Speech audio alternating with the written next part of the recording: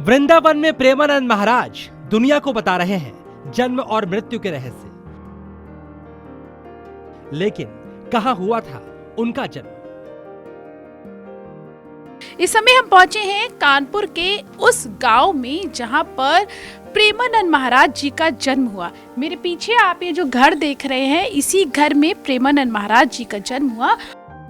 अपनी माता जी से पहले प्रेमानंद महाराज ने किसके सामने जाहिर की थी घर छोड़ने और संन्यास लेने की इच्छा? यहाँ जब थे तब यहाँ भी कहा करते थे कि हम साधु बन जाएंगे। पहले तो मान लो 7 या 8 साल की उम्र में बात कहा कर गिरा है। जिस गांव में प्रेमानंद महाराज का जन्म हुआ, वहां क्यों 24 घंटे लोगों के कान में गूंज रहा है राधा नाम? सुनाई भी देता है और भजन भी जाते हैं वहाँ शाम को। अपने आप सुनाई देता है। हाँ, सुबह जगते हैं तो घर वाले कोई निकलता है तो जो निकलेगा उससे भी राधे राधे राधे राधे राधे। कानपुर से काशी पहुंचे प्रेमानंद ने जहां पर की सबसे कठोर तपस्या, वहां से आंखों देखी गवाही। और भी पीपल के वृक्ष तर रहते थे, पाते पाते देवाना 33 कोट देवता भगवान वास करते हैं, जिसके छाया में हमारे प्रेमानंद जी महाराज रहते थे। कैसे बदला प्रेमानंद महाराज का मन? महादेव ने भेजा वृंदावन। आज के प्रेमानंद महाराज और तब के अनिरुद्ध पांडे के दादाजी सन्यासी थे। बाद में पिता ने भी सन्यास की राह पकड़ ली। सिर्फ 5 साल की उम्र में उन्होंने इसी गांव और इसी घर में गीता श्लोकों को कंठस्थ कर लिया था। जी न्यूज की टीम को इसी गांव में वो स्कूल भी मिला जहां उन्होंने 5वीं कक्षा तक पढ़ाई की थी। पीछे जो आपको एक खंडहर जैसा जो नजर आ रहा है, क्योंकि वो उसी क्लासरूम में प्रेमानंद महाराज जी पढ़ा करते थे। हालांकि अब उसकी जगह पर ये जो नया विद्यालय है उसका निर्माण करवाया गया है, लेकिन ये वो जगह है जहाँ पर प्रेमानंद महाराज जी अपनी स्कूलिंग करते थे। यहाँ पे उन्होंने अपनी शिक्षा ग्रहण की। फिलहाल स्कूल का वो हिस्सा खंडहर में तब्दील हो गया है जहाँ पर उन्होंने पढ़ाई की, लेकिन स्कूल की नई बिल्डिंग में आज भी बच्चे पढ़ने आते हैं। कई वर्षों पहले स्कूल में पढ़ने वाले लोगों को आज भी यहाँ पर अनिरुद्ध कुमार पांडे के साथ बिताए पल याद है। बचपन आप लोगों का साथ बीता। जी जी जी जी। इसी स्कूल में आप भी इसी स्कूल में इसी स्कूल में पढ़ते थे। हाँ। वो कक्षा 4 में थे, हम 2 में थे। अच्छा। हाँ। तो कैसे थे वो बचपन में? कुछ बचपन की बातें हमको बताइए। हमारे ऐसे थे कि खेलते कूदते थे बढ़िया, और गैया थी उनके पास, दूध पीते थे। प्रेमानंद भले ही आज किडनी की बीमारी से जूझ रहे हों, लेकिन अपने बचपन की कहानियों को सुनाते हुए वो अक्सर जिक्र करते हैं किस तरह उन्होंने एक मजबूत शरीर तैयार किया था। लेकिन ये बल प्रेमानंद महाराज ने कैसे अर्जित किया? वो कहां दंड बैठक लगाते थे? आज जी न्यूज ने वो जगह भी तलाश की है। गांव से कुछ दूर जंगल में हमें उस स्थान तक किसी जमाने में उनसे कुश्ती के गुर सीखने वाले दोस्त लेकर पहुंचे। ये वो जगह है जहाँ पर प्रेमानंद महाराज जी, यहाँ पर उनका अखाड़ा हुआ करता था और प्रेमानंद महाराज जी अपने दोस्तों के साथ में इसी जगह पे, ये जो आप पेड़ देख रहे हैं, ये इसी जगह पर प्रेमानंद महाराज जी का अखाड़ा लगता था और यहाँ पर वो कुश्ती लड़ा करते थे। ये जो आप पीछे जो नीम का पेड़ देख रहे हैं, वहाँ पर प्रेमानंद महाराज जी की मढ़ई रखी रहती थी और यहीं पर वो बैठा करते थे। लेकिन एक दिन ऐसा भी आया जब अनिरुद्ध का मन संसार से पूरी तरह उचट गया। उन्होंने अपने पिता से आज्ञा मांगी और मां को भी बता दिया वो घर छोड़कर जाने वाले हैं। रात को 3 बजे अनिरुद्ध अपने घर से निकल गए एक नए जीवन की तलाश में। सुबह जब अनिरुद्ध कहीं नहीं मिले तो घर में हड़कंप मच गया। मां को भी एक दिन पहले दी गई चेतावनी याद आई। उस वक्त अनिरुद्ध को उनके मित्रों ने भी तलाश करने की कोशिश की थी। क्या लोग कहांगे तो सब लोग ढूंढते रहे, तलाश करते रहे। हाँ, हमका पता लगा कि वो नंदेश्वर मंदिर है, वहाँ थे गाँव में। हाँ। कि हुन पर हैं। हाँ। तो हम लोग हुन गए। आप भी गए? हाँ हाँ। अपने दोस्त को ढूंढने गए? हाँ हाँ गए, लेकिन हुन नहीं मिले। लेकिन अनिरुद्ध प्रण कर चुके थे, वो गांव से चले गए हमेशा हमेशा के लिए। लेकिन उनकी तपस्या और प्रभाव का असर आज भी इस गांव में दिखाई देता है। गांव में हर तरफ राधा नाम की गूंज है। राधा राधा। अच्छा, राधा राधा बोलती हो? कितनी बार बोलती हो राधा राधा? बहुत बार। बहुत बार। गांव के लोग यहाँ पर राधा नाम से जुड़े एक चमत्कार का दावा भी करते हैं। गांव वालों का दावा है उन्हें सोते जागते दिन रात हर मौसम में सिर्फ एक ही नाम सुनाई देता रहता है। कानपुर से निकला 13 साल का सन्यासी गंगा की गोद में आसरा पाने भोलेनाथ की नगरी काशी में पहुंचा। जब अनिरुद्ध काशी पहुंचे तो उन्होंने किसी आश्रम या किसी छत का सहारा लेने के बजाय खुले आसमान के नीचे गंगा घाटों पर रहना ही चुन लिया। उनका मानना था जिस भी हालत में भोलेनाथ उन्हें रखेंगे वो वैसे ही स्वस्थ रहेंगे। जब अनिरुद्ध पांडे 5वीं क्लास में पढ़ रहे थे तभी संसार से उनका मोह भंग हो गया। उन्हें पता चल गया कि ईश्वर ही सत्य है और बाकी सब मोह माया। इसी विचार के साथ वो काशी के तुलसी घाट पहुंचे, जहां पर उन्होंने कड़ी तपस्या की। ये उनके जीवन के लिए एक नई आध्यात्मिक शुरुआत थी। यहां पर काशी विश्वनाथ मंदिर और तुलसी घाट अनिरुद्ध पांडे का ठिकाना बने, जहां पर वो कठिन तपस्या करने लगे। तुलसी घाट में यह पीपल का वृक्ष उनका आसरा बना, जहां बैठकर वो तपस्या करते थे।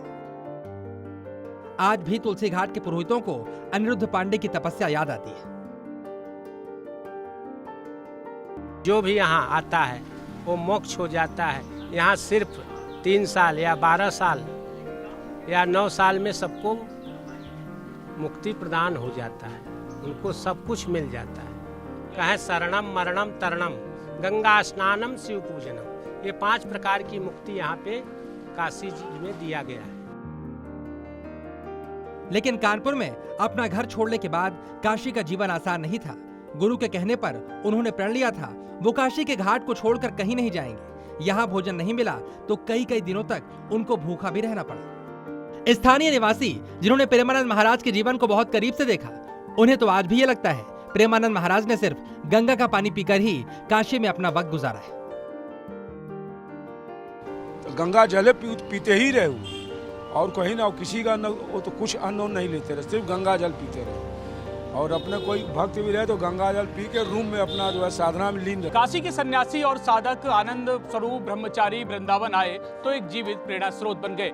यह मार्ग बहुत ही कठिन था और इसी मार्ग पर चलकर प्रेमानंद महाराज ने यह साबित कर दिया कि कठिन मार्ग ही आध्यात्म का द्वार बन सकता है। रासलीला का अनुभव और साधु संतों का मार्गदर्शन ही वो प्रेरणा बनी जिसने उन्हें काशी के आगे वृंदावन की ओर खींचा। उन्होंने काशी को साधना की भूमि माना और वृंदावन को भक्ति और समर्पण की भूमि। लेकिन काशी का संकट वृंदावन में और गहरा गया। कहा जाता है भूखे पेट भजन नहीं होता, लेकिन प्रेमानंद तो भक्ति की इस विधा में माहिर थे।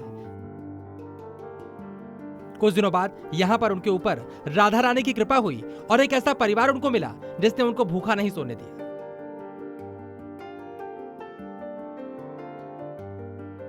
फिर हमारे पिता ने उनको एक बात समझाई कि बाबा देखो, यहाँ वृंदावन में मधुपुरी का बहुत महत्व है। यहाँ जो ब्रजवासी हैं सबके घर में ठाकुर जी हैं, सबके घर में गाय है और वो ब्रज के ठाकुर जी के टाइम के यहाँ पे मूल निवासी हैं। आप ब्रजवासियों के घरों से माधुपुरी लो, उससे आपका भजन बनेगा और आपकी भजन में रुचि बनेगी। अनंत शर्मा के बाबूजी उन्हें अपने घर ले आए और उन्हें मधुकरी मांगने के लिए एक बर्तन दिया। अनंत शर्मा की पत्नी महाराज के लिए अन्नपूर्णा बन गई। महाराज जी का शर्मा परिवार से इतना गहरा लगाव हो गया कि वो अक्सर उनके घर पर ही बैठकर प्रसाद ग्रहण करते थे। बाबा को एक बार उनके दांतों में परेशानी हो गई थी, तब फिर हम उनको उनकी सारी रोटियों को मिक्सी में पीस के पानी डाल के एकदम पतला घोल जैसा बना देते और वो बाबा फिर बैठ के ऐसे पी लेते थे और बड़े उनको संतुष्टि होती। जिस परिवार ने कभी प्रेमानंद महाराज को भूखा नहीं सोने दिया, जिस परिवार ने उनको 18 साल तक भोजन खिलाया, वो एक बार उनसे मिलने भी पहुंचा था। इस परिवार के बच्चे उनसे काशी की कहानियां सुनते थे, रहस्यों को जानने की कोशिश करते। प्रेमानंद भी जीवन के गूढ़ रहस्यों को उनके सामने खोलते रहते। लेकिन लगातार भूखे पेट तपस्या और भक्ति करने से महाराज की आध्यात्मिक शक्ति तो बढ़ रही थी, लेकिन उनका शरीर कमजोर हो रहा था। जिस समय प्रारंभिक दौर में हुआ था तब शरीर बहुत अच्छा था, जैसे किसी अखाड़े में बढ़िया कसरत करने वाले पहलवान का शरीर हो ऐसे। और अब तो शरीर जर्जर है, तो सब लोग देख ही रहे हैं। आप देखते होंगे महाराज जी के यहाँ आंखों पे, यहाँ पलकों पे स्वेलिंग बढ़ गई है। यही वजह है उनको उस आश्रम से भी निकालने का फरमान सुना दिया गया जहां पर वो रहते थे।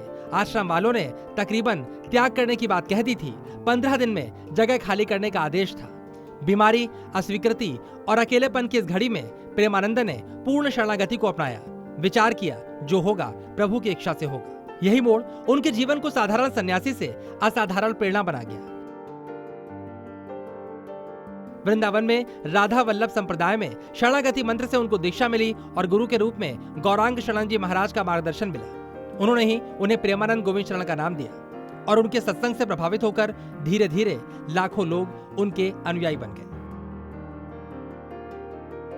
वृंदावन में ही श्रीहित राधा केली कुंज उनका आश्रम है, जहां पर वो निवास करते हैं। प्रेमानंद महाराज को अब नियमित डायलिसिस करवाना पड़ता है। वो अस्वस्थ हैं, लेकिन ब्रह्म मुहूर्त में उठकर जप और ध्यान करते हैं। दिन में साधकों और आगंतुकों से बातचीत करते हैं। उनके भक्तों में सुपरस्टार और बहुत प्रतिष्ठित लोग शामिल हैं, लेकिन प्रेमानंद को आनंद किसी और चीज में मिलता है।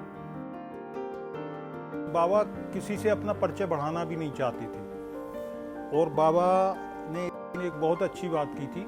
हमारा बच्चा गया था लालू भैया वहाँ पे उनसे मिलने के लिए। उन्होंने कहा बाबा अब आपको कैसा अनुभव होता है?